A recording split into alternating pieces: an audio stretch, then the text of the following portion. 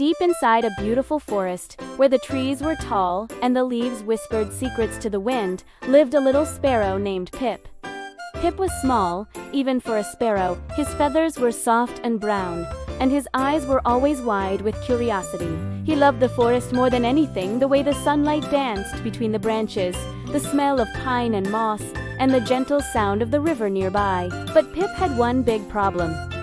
He couldn't fly yet. Every morning, Pip sat on a low branch and watched the other birds soar through the sky. Swallows zipped like arrows.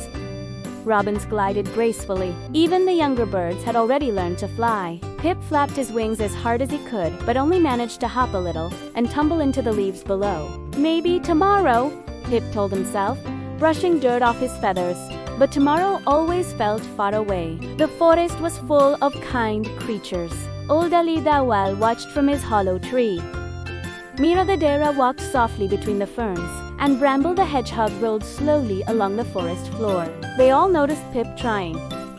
"You'll fly when you're ready," Ali hooted gently. "But everyone else is already flying," Pip chirped sadly. One afternoon, while Pip sat near the river feeling sorry for himself, he heard a quiet sob. It came from behind a bush. Pip hopped closer and found Luma, the firefly, tangled in a spiderweb. "Oh no!" Pip exclaimed. Luma's tiny light flickered weakly. "I flew too fast. And now, I'm stuck." Pip looked at the web. It was sticky and high, off the ground. He couldn't fly.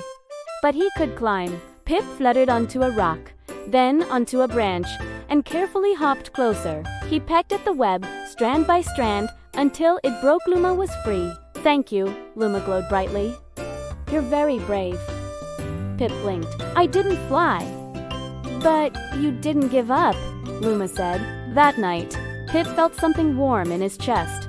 The next day, the forest buzzed with excitement. Dark clouds gathered, and a strong wind rushed through the trees. "A storm is coming," Ali warned. "Everyone must find shelter." Pip hurried toward his nest, but a sudden gust knocked him off balance. He fell into a bush, shaking and scared. The wind howled. Just then, Pip heard a tiny voice. "Help!" It was Nico the mouse, trapped under a fallen leaf near the riverbank.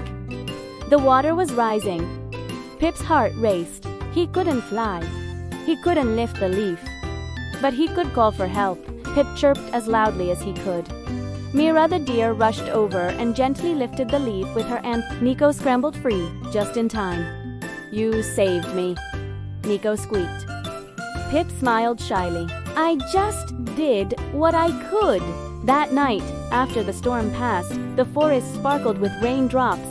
Pip sat quietly on a high branch, higher than he had ever climbed before.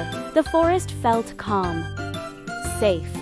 Pip closed his eyes and jumped. For a moment, Pip fell, then his wings caught the air.